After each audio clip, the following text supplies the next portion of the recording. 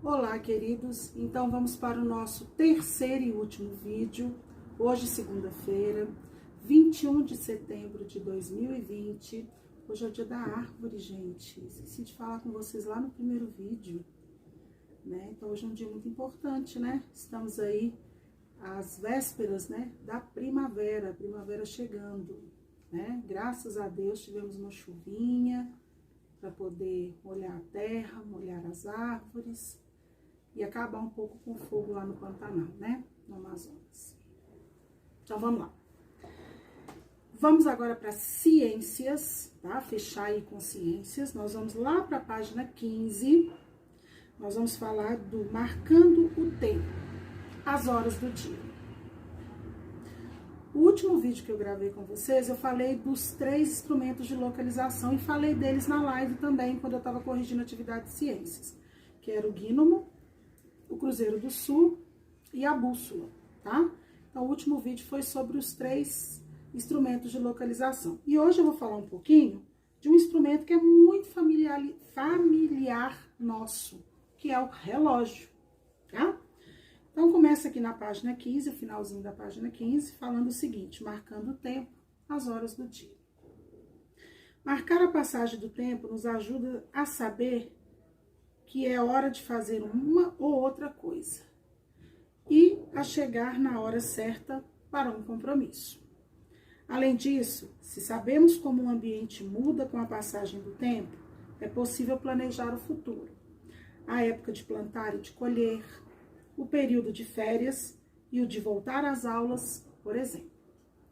Observar o céu e o restante do ambiente ajuda na orientação sobre onde estamos e aonde vamos, mas também é importante para marcar a passagem do tempo. Então, aqui nós vamos grifar o segundo parágrafo só, que está falando para a gente que é importante a gente saber a orientação, porque é para marcar a passagem do nosso tempo, para saber aonde vamos, aonde estamos. Na página 16, fala o seguinte: durante a maior parte da história da humanidade, as pessoas não sabiam as horas. Muitos povos indígenas atuais, que têm pouco contato com pessoas não indígenas, também não marcam a passagem do tempo em horas. As mudanças ambientais, por exemplo, ao nascer do sol, o momento em que ele está mais alto no arco, que ele descreve o céu durante o dia, e o pôr do sol, são marcos de tempo para esses povos e indicam a hora de acordar, cuidar da plantação, caçar, reunir-se para contar histórias, dormir, entre outras atividades. Então, olha que interessante, os povos indígenas que não têm contato com pessoas não indígenas, que não têm muito contato, eles ainda usam a opção de não ver as horas. E como que eles então administram o dia deles, o tempo deles? Através do sol, né?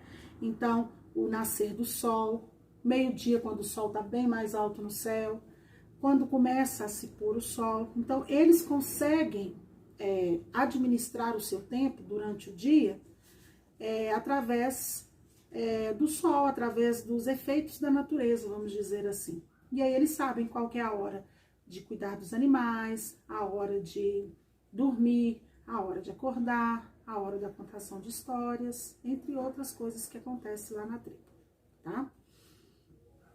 Vamos grifar, então, aí esse primeiro parágrafo, que é importantíssimo.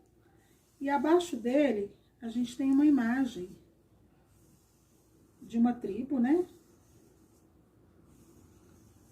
E aqui eles falam o seguinte: no passado,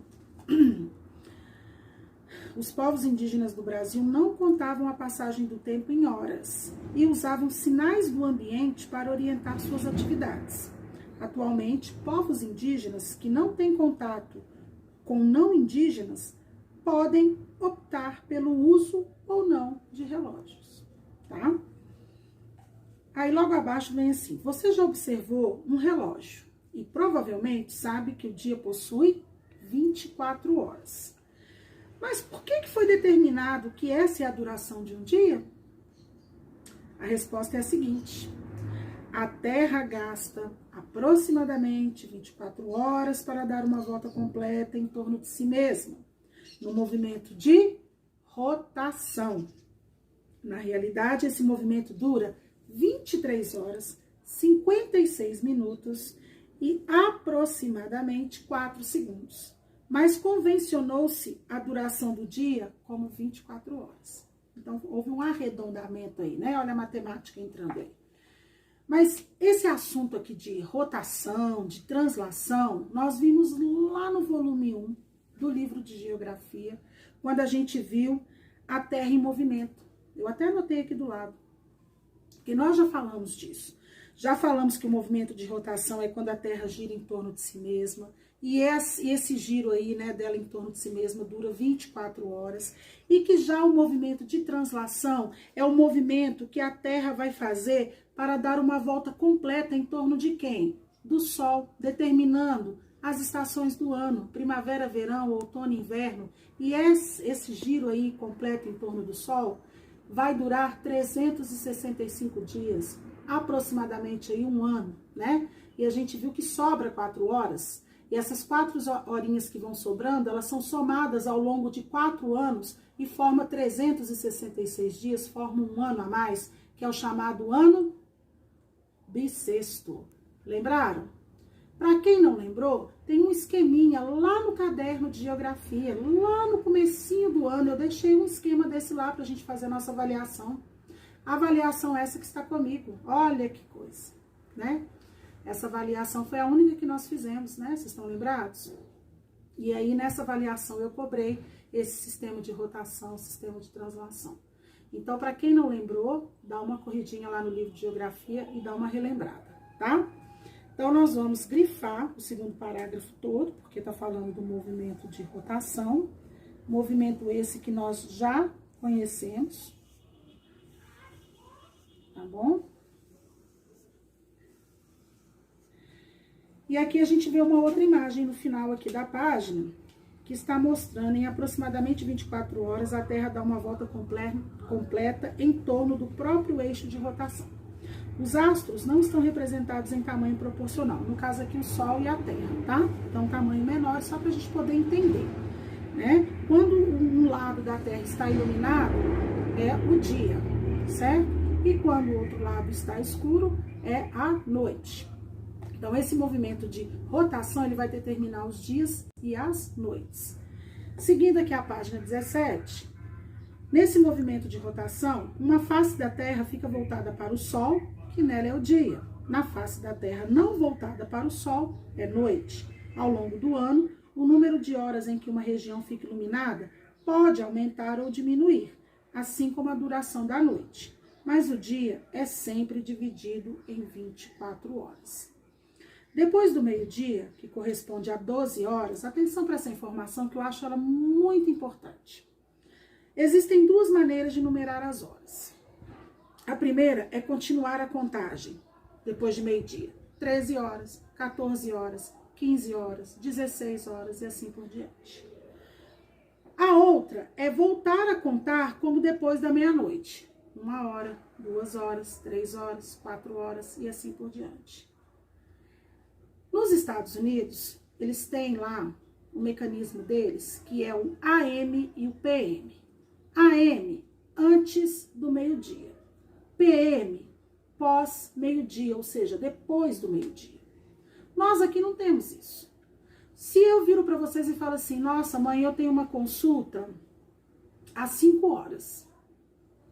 O que vocês podem imaginar? A princípio, assim, quando vocês escutam. Nossa, coitada da tia, vai ter que ir lá consultar às 5 horas da manhã?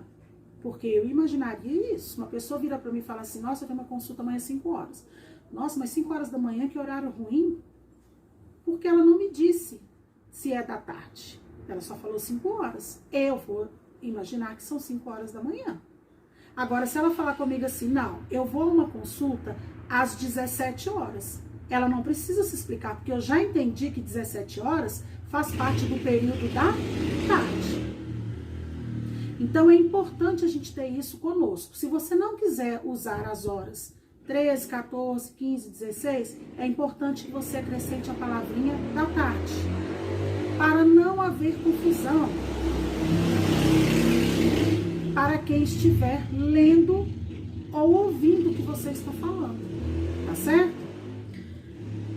Cada hora é dividida em 60 minutos e cada minuto em 60 segundos. Para atividades em que intervalos bem pequenos de tempo fazem a diferença, por exemplo, em corridas de automóveis, os segundos são divididos em 100 centésimos de segundo. Gente, é muito rápido, né?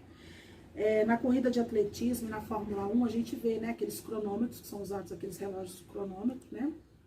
E ali realmente há essa divisão aqui, né, que os centésimos, que os segundos são divididos em 100 centésimos, né? Realmente é para tirar ali frações ali mesmo, né? É muito rápido, é muito veloz, tá? Então, o que nós vamos grifar aqui? Nós vamos grifar o primeiro parágrafo que tá lá em cima, que tá falando do dia e da noite, que a gente também já sabia disso.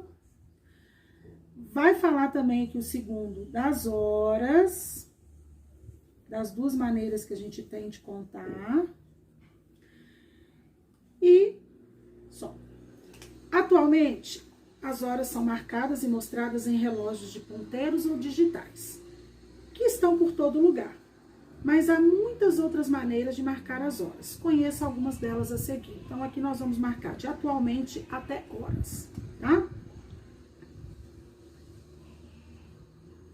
Vamos, então, agora conhecer os tipos de relógios que já existiram e que existem até hoje. Na página 17 ainda, vamos ver aqui, observe esse antigo relógio romano, em que a sombra de um gnomo marca as horas. Então, olha lá, vocês vão perceber que tem uma sombrinha aqui, né? Então, essa sombra é que vai determinar que horas são. A ampulheta é um equipamento com dois compartimentos que se comunicam por uma passagem estreita, em que é colocado um material em pó, por exemplo, areia. Depois que a areia desce totalmente para o compartimento de baixo, a ampulheta é virada. O período de tempo em que o pó leva para passar de um compartimento para o outro é utilizado para medir o tempo. Isso me fez lembrar de novo que eu pedi uma ampulheta, né, gente? Infelizmente, só pedi, né? Página 18.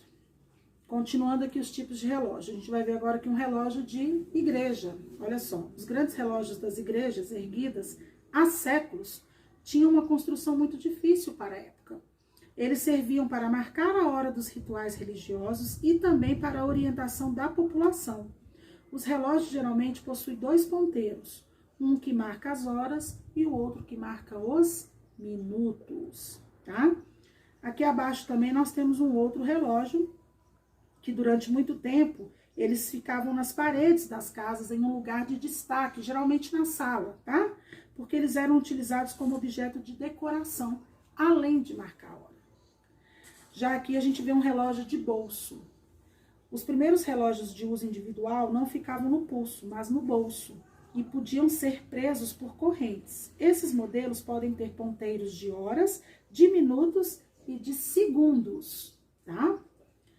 Ao lado aqui na página 19, a gente vai ver o velho e bom despertador. Claro que vocês nem devem conhecer o que é isso, né?